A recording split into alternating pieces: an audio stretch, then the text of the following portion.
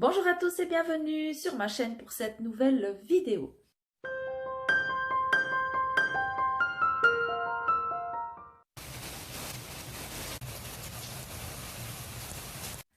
On est dimanche matin, il est environ 10 heures je crois, le 22 décembre. Et il pleut des cordes chez moi. Aujourd'hui c'est vraiment, voilà, c'est le déluge. Et je dois sortir. Donc voilà, je vais me préparer, mettre vraiment des habits qui tiennent la pluie parce que ouais, il pleut vraiment beaucoup, hein. Et je vais me rendre au centre-ville parce que j'ai des petites emplettes à faire encore avant Noël. Et ici en Suisse, le dernier dimanche avant Noël, en général, les magasins sont ouverts afin justement de permettre aux gens d'acheter les dernières choses dont ils ont besoin, je pense, pour le réveillon de Noël. Donc voilà, je vais essayer de vous prendre avec moi, peut-être vous filmer quelques décorations. Je ne sais pas si je vais me rendre en librairie, je ne sais pas encore. Et voilà, je dois en tout cas aller à la bibliothèque. Ça oui, parce que je dois ramener des bouquins et j'en ai un à aller récupérer. Donc voilà. Je vous prends avec moi et je vous dis à plus.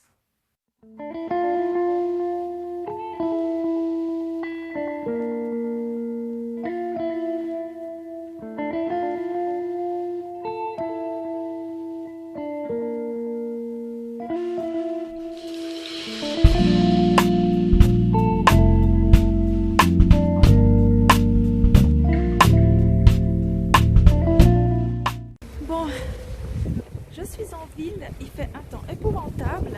J'espère que vous m'entendez bien. La ville est déserte. Je pense que les gens sont dans les trucs qui volent. Je pense que les gens ils sont plutôt dans les centres commerciaux aujourd'hui. Alors voilà, j'ai fait ce que j'avais à faire et puis maintenant je vais rentrer. À plus. Bon, je suis rentrée.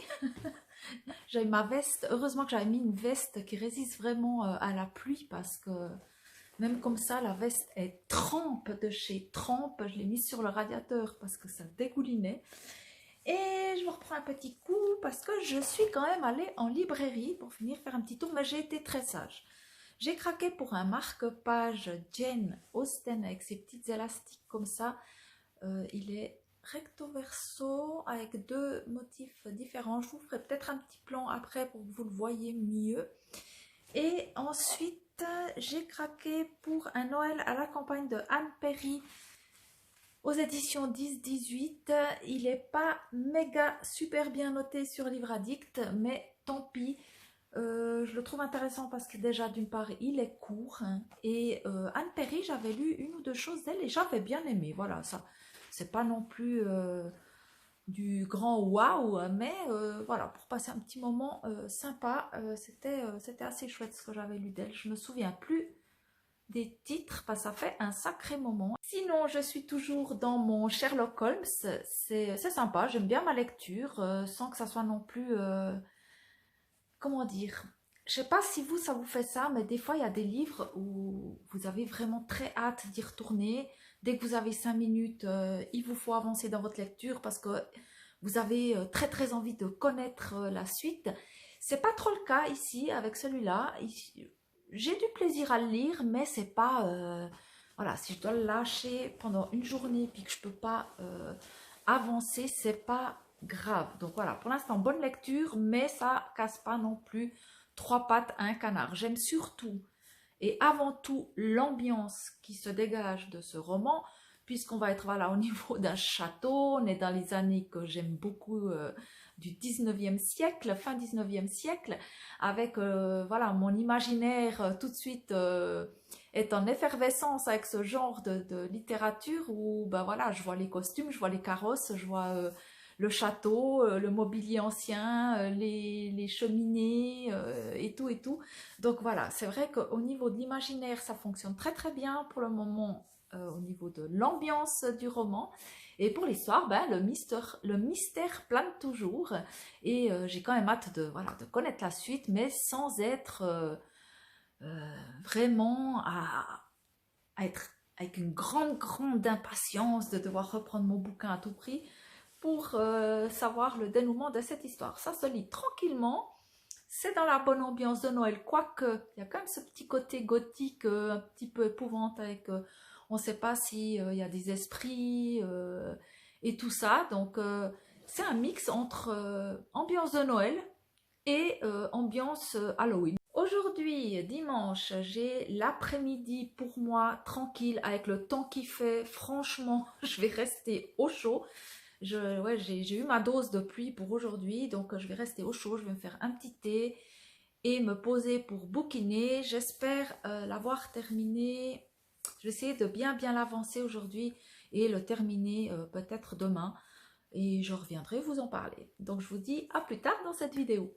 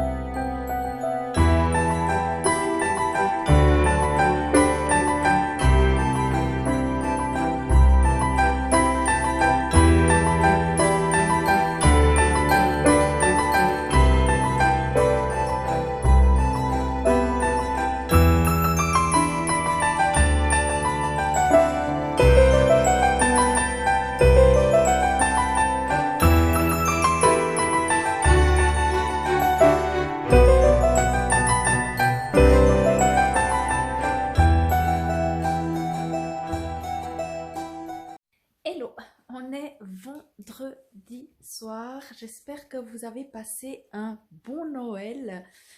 Pour ma part, ça s'est bien passé en famille, c'était très chouette. Et puis je vous reviens pour vous parler un petit peu littérature. Athéna qui est en train de se faire sa meilleure sieste là-bas. Alors, j'ai dû allumer parce que à nouveau, on est le soir. J'ai l'impression, j'arrive pas à vous prendre, à filmer quand il fait jour. Je pars le matin, il fait nuit. Je rentre le soir, il fait nuit. Donc voilà. J'ai terminé 2 lectures. Je vais faire un petit point avec vous de mon Cold Winter Challenge. D'ailleurs, je me suis dit, tiens, t'en es où avec ça? J'ai terminé Sherlock Holmes et le démon de Noël, que je vous ai déjà présenté ultérieurement dans cette vidéo. On est dans du policier. Je vous disais que ça me plaisait bien, voilà, cette époque du 19e, avec ce château qui serait hanté, il se passe des choses étranges. Et voilà, je vous avais fait un petit résumé et je l'ai terminé. Alors, moi, j'ai bien aimé. J'ai bien aimé cette enquête. C'est clair qu'il ne faut pas vous attendre à avoir du sang, c'est pas du thriller, on est dans du policier historique. Et moi, j'ai bien aimé l'enquête. J'ai pas vu venir la fin, en fait. J'ai pas réussi à démasquer le coupable. Et pour moi, ça, c'est hyper important. Parce que souvent, ça m'arrive de découvrir qui est le coupable avant la fin. Et là, ça n'a pas été le cas. Donc, c'est un point très positif. Alors, moi, dès qu'on me met un roman entre les mains où on est au 19e, tout de suite, j'ai mon imaginaire qui commence à tournoyer. Je vois les costumes. Je vois ce château, je vois les personnages, j'adore ça. Et là, voilà, l'ambiance était super sympa. J'ai beaucoup aimé cette ambiance historique qu'il y a dans ce roman. Je crois que cet auteur a a écrit d'autres romans où Sherlock Holmes est le personnage central des histoires avec évidemment Watson. Donc je vais peut-être m'intéresser pour acheter un autre tome de Sherlock Holmes. On verra. Je vais aller un petit peu regarder ce qu'il y a. Je crois qu'il y en a, je suis pas sûre, hein, mais je crois qu'il y en a 3 ou 4 qui sont sortis. Donc je regarderai et pourquoi pas. Je voulais encore juste préciser, je ne sais pas si je l'ai déjà dit, mais on est vraiment entre 2 ambiances. Ambiance de Noël, puisque ça se déroule à l'approche de Noël, l'histoire. Et c'est un peu Halloweenesque,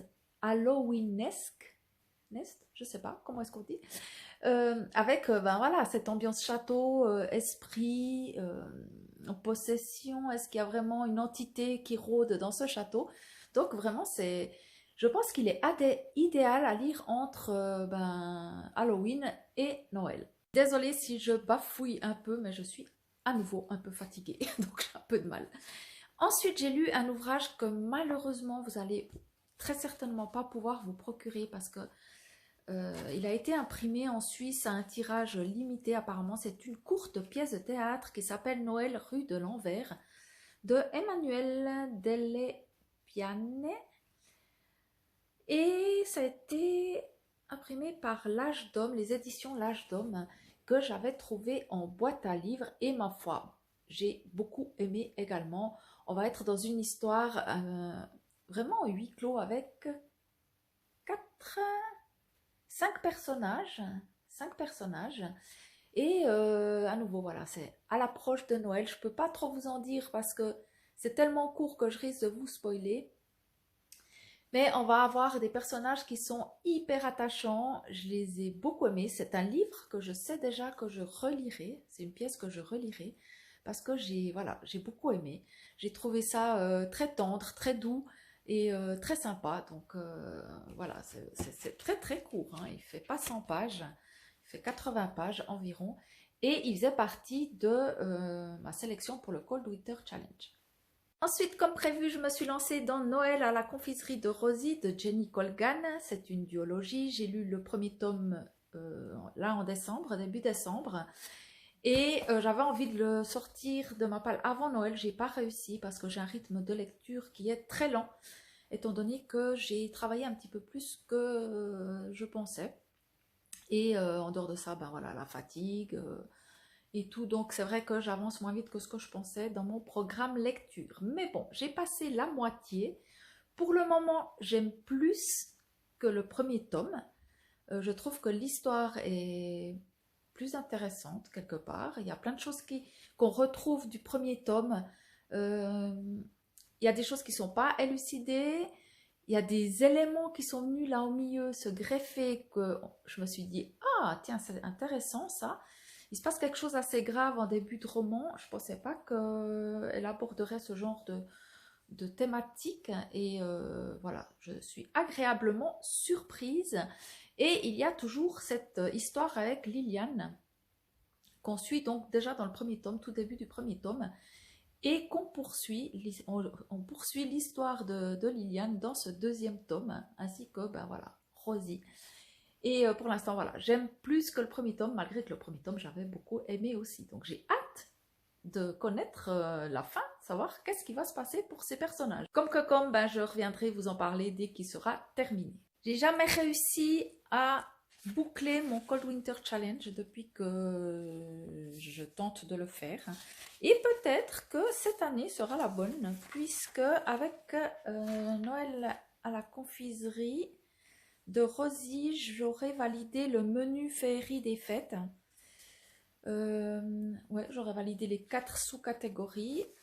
Ensuite, le menu voyage en Scandinavie, il me manque quand même 3 catégories à boucler. J'avais mis beaucoup de livres hein, pour avoir plutôt une pioche. Mais pour essayer de réussir le challenge, pour le voyage en Scandinavie, il me manque la première sous-catégorie entre Fika et Idj. Pour cela, je vais tâcher de lire avant la fin décembre Meurtre et Charlotte aux fraises. Donc c'est le deuxième tome des enquêtes de Anna Svensson. Après, il me manque le 4e tome de la passe miroir pour la sous-catégorie jusqu'au cercle polaire. Ce qui veut dire que durant ce mois de janvier, il faut que je lise les tomes 2, 3 et 4 de la passe miroir. Donc, et en plus, ils sont costauds, donc je ne sais pas si je vais y arriver. J'espère que oui. L'inconnu du portrait, il faudrait aussi que je le termine. Celui-là, je suis en train de le faire en audio. Et là, j'aurais clôturé Voyage en Scandinavie. Féerie des fêtes, on a dit que c'était bon. Et puis pour le menu froid polaire, là il m'en manque aussi. Je vais essayer de lire encore avant la fin janvier. Et le bonheur arriva du froid, que j'avais acheté l'année passée et que j'avais déjà pas réussi à lire. Alors attendez, je ne sais plus poser. Et j'ai validé une sous-catégorie avec la véritable histoire de Noël ou du Père Noël. Je ne sais plus maintenant, j'ai un blanc. Et il faudrait encore que je sorte Je vivais seule dans les bois de Henri David Thoreau pour la sous-catégorie Marcher dans la neige, qui disait nature writing, littérature du voyage, grand espace ou nature. Donc, si on récapitule, il faudrait que je finisse. Il faudrait que je lise Je vivais seule dans les bois, Les 3 tomes de la passe miroir, Meurtre et Charlotte aux fraises de Jeanne Fluck, et Le bonheur arriva du froid. Et là, j'aurais clôturé, j'aurais réussi pour une fois le challenge, le Cold Winter. Je vous fais un petit haul boîte à livres parce que je suis passée à la boîte à livres et j'ai trouvé pas mal de petites choses. Alors, en grand format, j'ai trouvé Vivre vite de Brigitte Giraud qui a eu le prix Goncourt 2022, que je vais essayer de vous montrer. Alors, il n'est pas en super bon état, mais bon, voilà.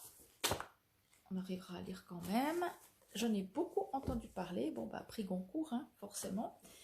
Ensuite, j'ai trouvé de Conan Doyle les archives sur Sherlock Holmes dans une édition ici assez ancienne.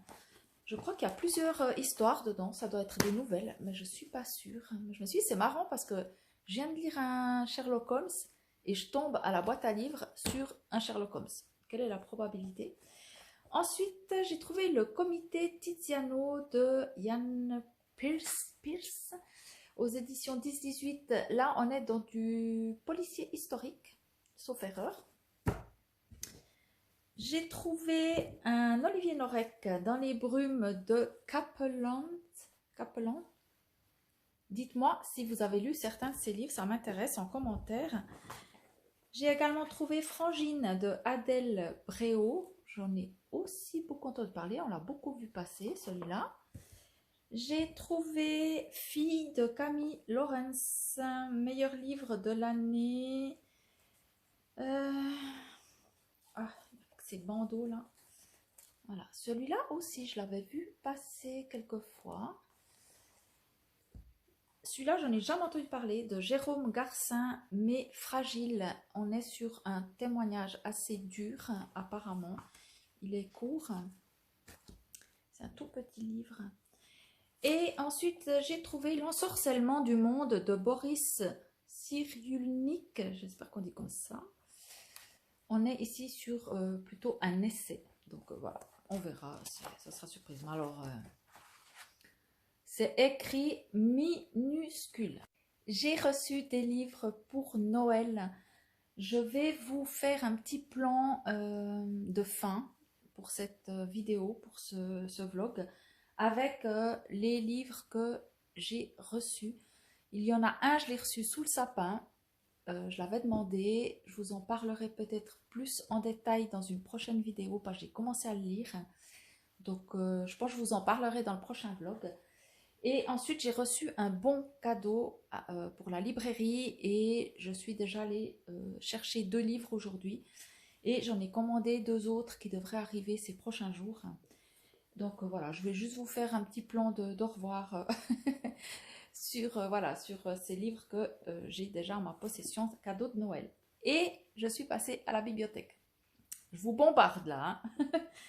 J'avais réservé un Louise Penny, Nature morte. C'est un premier tome d'une série de romans policiers. Je ne sais pas si c'est thriller ou policier. Là, je ne sais plus, je ne saurais pas vous dire. J'ai jamais lu cette autrice, donc voilà, j'ai hâte. Ça a l'air... j'en ai entendu du bien aussi, on verra. Et ensuite, je me suis réservé Île dure de Satu Ramo, je ne sais pas comment on dit, qui a aussi eu très bonne presse et que j'ai hâte de découvrir.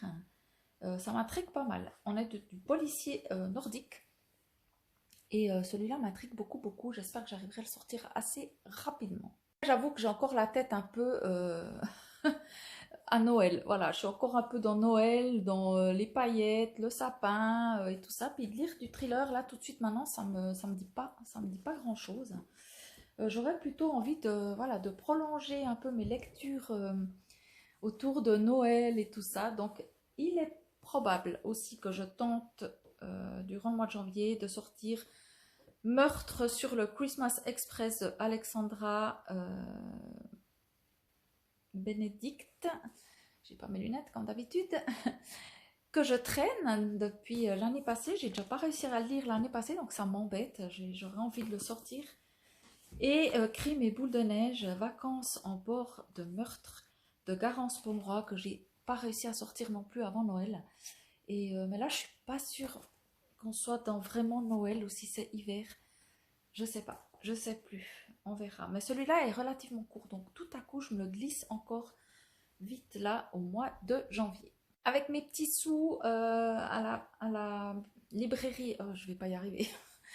Je me suis acheté le Anne Perry, un Noël à la campagne chez 10-18 que je vais mettre dans ma petite pile de réserve pour les livres de Noël de l'année prochaine. Je pense que je vais vous tourner une vidéo pioche à lire de l'hiver parce qu'il y a plein de ces livres que j'avais mis dans mon Cold Winter Challenge, je n'ai pas réussi à sortir et qui, voilà, je trouve qu'ils sont propices à lire peut-être en hiver ou que j'ai envie de sortir assez rapidement, voilà, cet hiver. Donc très certainement que vous verrez apparaître une vidéo à la place d'un vlog où je vous présente ma pioche à lire de l'hiver.